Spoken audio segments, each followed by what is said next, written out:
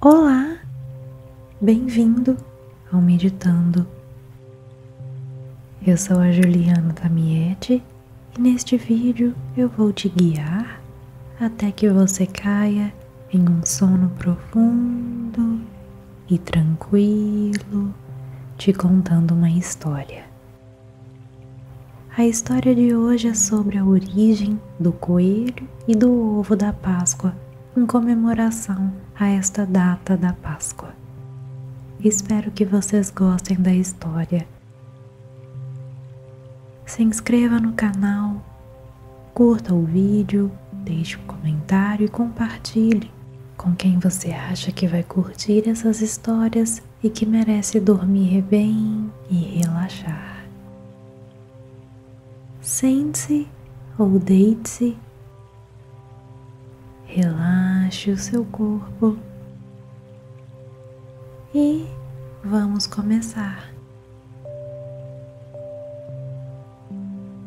Todos nós conhecemos a tradição do coelho da Páscoa e o seu papel de trazer os ovos de chocolate, assim como o Papai Noel traz os presentes no Natal. O coelho da Páscoa deixa os ovos escondidos e as crianças que os encontram ficam com eles. Em nome dessa tradição, muitos pais fazem a brincadeira de esconder os ovos pela casa para que as crianças possam procurá-los. Essa história tem muita relação com a cultura popular germânica, pois na Alemanha havia a lenda sobre o Osterhase, uma lebre que trazia ovos enfeitados para as crianças durante o período do equinócio da primavera. A lebre trazia os ovos e os escondia, cabendo às crianças o dever de encontrá-los. Essa lenda foi levada aos Estados Unidos por imigrantes alemães a partir do século XVIII, popularizando-se por lá.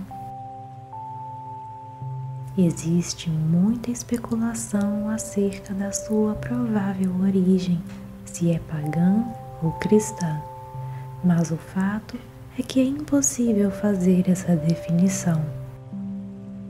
O que sabemos é que a forma como enxergamos a Páscoa foi modificada a partir do século XIX para transformar essa celebração em algo mais familiar.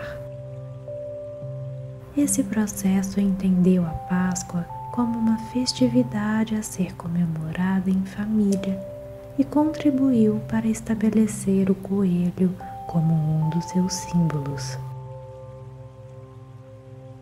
A relação mais comum que se tem do coelho em culturas pagãs é a de associá-lo ao símbolo da fertilidade, dada a grande capacidade que ele tem de se reproduzir.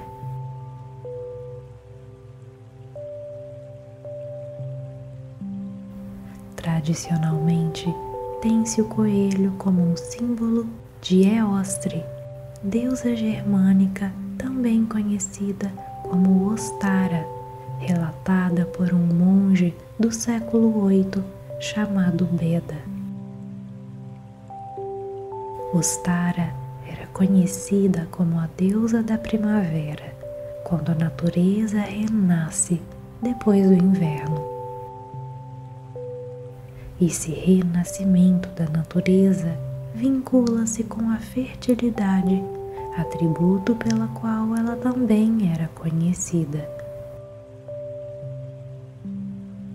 Essa associação do coelho com Ostara é, no entanto, questionada por muitos estudiosos.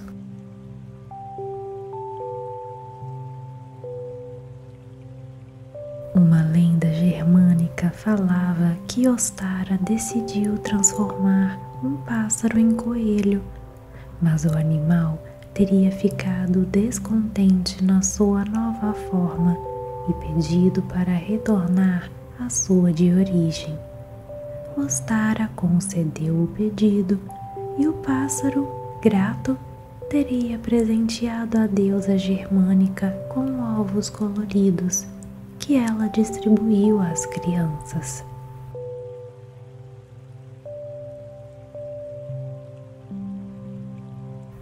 Os irmãos Grimm, importantes folcloristas germânicos do século XIX, dos quais eu já contei vários contos aqui, associavam a lenda da lebre, que levava ovos para as crianças e os escondia, com a deusa Ostara.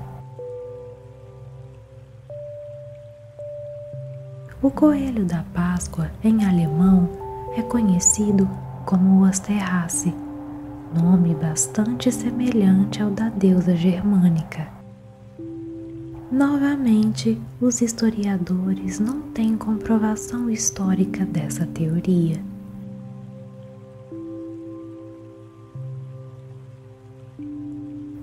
No cristianismo também existe associação do coelho com importantes passagens dessa religião. Inicialmente, o símbolo utilizado era a lebre, e conforme mencionado, com o tempo ela foi substituída pelo coelho, um animal bem mais dócil. Pode-se afirmar que entre os cristãos da antiguidade, o coelho ou a lebre eram vistos como símbolos de castidade. Essa associação deu-se pois se acreditava que os coelhos eram capazes de se reproduzir assexuadamente. Isso contribuiu para que esses animais fossem associados a Maria, mãe de Jesus. Outra versão aponta para uma espécie de lebre conseguir engravidar uma segunda vez enquanto carrega o primeiro filhote. A imagem do coelho como um animal que representa castidade e virgindade é bem estranha para nós, uma vez que reconhecemos esse animal como um sinal de fertilidade por sua grande capacidade reprodutiva. No entanto, a imagem do coelho como símbolo de pureza e inocência permaneceu durante a Idade Média e esteve presente até o Renascimento, uma vez que existe um quadro do pintor renascentista Tiziano Vitelli que retrata um coelho junto da Virgem Maria. Esse quadro recebeu o nome de A Virgem e o Coelho. Outra importante referência do coelho no cristianismo é encontrada em Devon, na Inglaterra. Nesse local, uma série de igrejas do período medieval tem em sua iconografia um símbolo que apresenta um círculo com 3 coelhos ou lebres interligados pelas próprias orelhas. Os historiadores não sabem se os coelhos nesse símbolo representam pureza ou se tem outro significado. Por fim, existem lendas que apontam que um coelho foi o primeiro ser a presenciar a ressurreição de Jesus e que esse animal era um símbolo de renovação, pois era o primeiro a sair de sua toca com o fim do inverno. Essa renovação seria entendida dentro da teologia cristã como um sinônimo da ressurreição.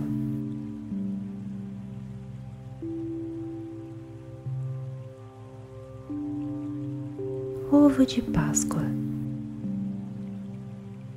O ovo de Páscoa é um dos grandes símbolos da celebração secular da Páscoa e vem de uma tradição que os enxergava como símbolos da fertilidade. Simbologia do ovo. Ao longo da história, o ovo foi enxergado como um dos mais tradicionais símbolos associados com a fertilidade e com o ciclo e a renovação da vida. Com isso, os ovos de galinha, por exemplo, tornaram-se um item para presentear. Essa associação do ovo com a fertilidade esteve presente nos mais variados povos da antiguidade. Na Pérsia, por exemplo, era comum que a mesa do jantar fosse decorada com ovos coloridos durante o Nowruz, festival que celebrava a passagem de ano na cultura persa. Essa celebração estava ligada com o zoroastrismo, religião popular na Pérsia. Os ovos coloridos que decoravam a mesa de jantar eram consumidos no fim da noite.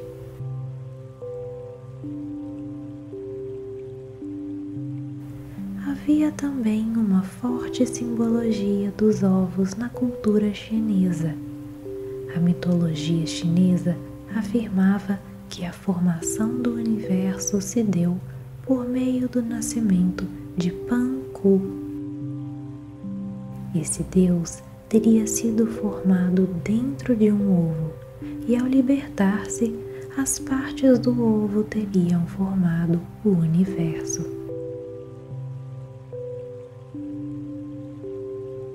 Os romanos, por sua vez, acreditavam que o universo tinha uma forma oval. Na Ucrânia, antes da chegada do cristianismo, os ovos eram considerados uma fonte de vida e entendidos como símbolo do renascimento da vida depois dos rigorosos invernos que atingiam a região. Além disso, os ovos tinham uma associação muito forte com Dasbo, deus do sol na mitologia eslava.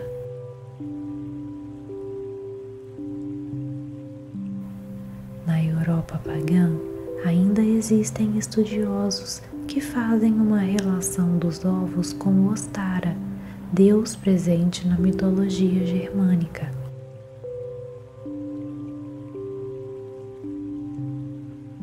O culto a Ostara tinha uma grande relação com a primavera, período em que a vida renasce após um longo inverno.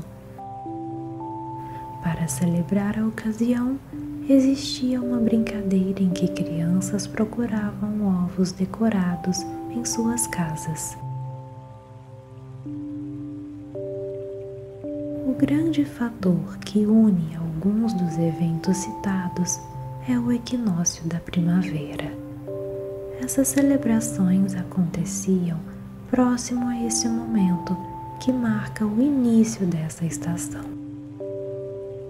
Como sabemos, o equinócio da primavera no hemisfério norte ocorre mais ou menos na mesma época em que a celebração da Páscoa.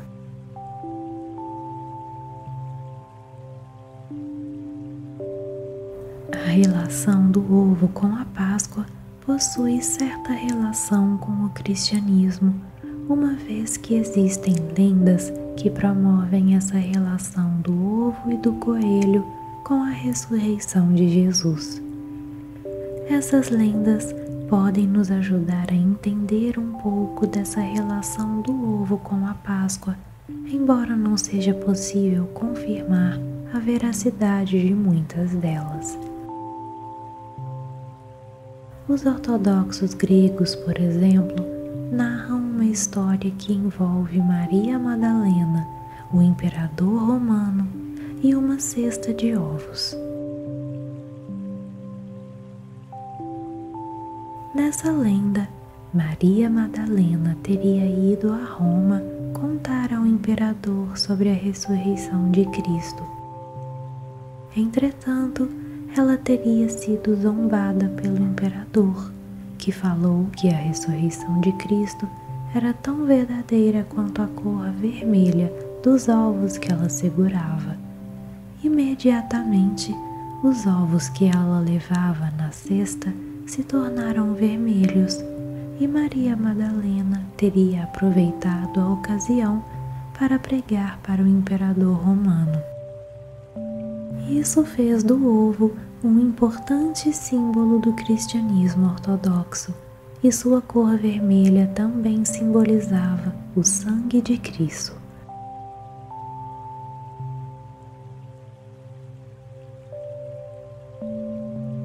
Há também histórias que relacionam o ovo com a tumba de Jesus, pois o ovo, assim como a tumba, aparenta não possuir vida em seu interior.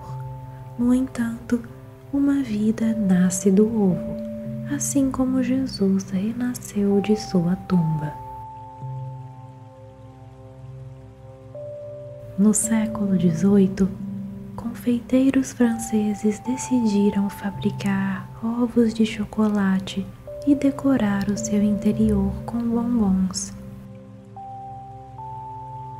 O costume fez sucesso e se consolidou durante o período da Páscoa, mas nem todos tinham acesso a essa mercadoria, pois na época o chocolate e o ovo de Páscoa eram artigos muito caros. Com o tempo, o preço do ovo de Páscoa foi se tornando mais acessível e esse item se transformou em um dos artigos mais populares da Páscoa. Atualmente, o comércio do ovo de Páscoa aquece o mercado todos os anos, gerando empregos e movimentando milhões de reais no Brasil e em outros países.